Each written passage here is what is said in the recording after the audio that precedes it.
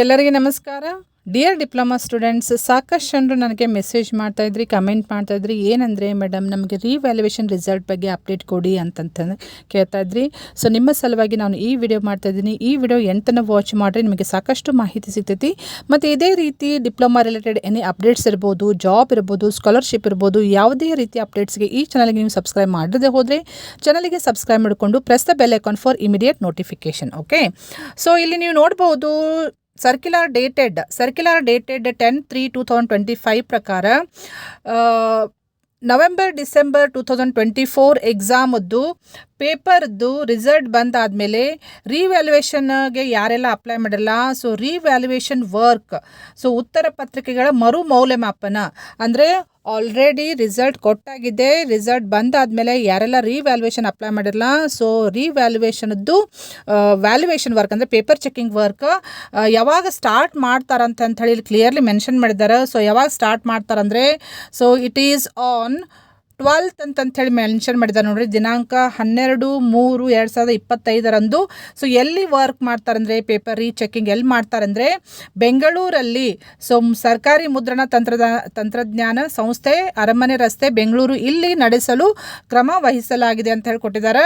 So ಎಲ್ಲ ಬ್ರಾಂಚದ್ದು, so ಯಾರೆಲ್ಲ ರಿವ್ಯಾಲ್ಯೂಯೇಷನ್ ಅಪ್ಲೈ ಮಾಡಿರಲ್ಲ, ಸೊ ಎಲ್ಲ ಬ್ರಾಂಚ್ನವ್ರಿಗೂ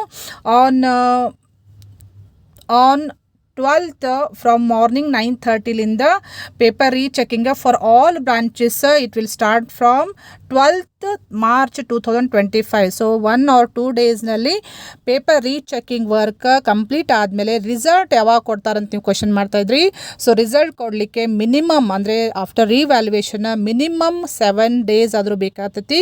ಸೊ ಮೋಸ್ಟ್ ಪ್ರಾಬಬಲಿ ನಿಮಗೆ ರಿಸಲ್ಟ್ ಮಾರ್ಚ್ ಲಾಸ್ಟ್ ವೀಕ್ನಲ್ಲಿ ನಿಮಗೆ ರಿಸಲ್ಟ್ ಬರುವಂತಹ ಸಾಧ್ಯತೆಗಳದಾವ.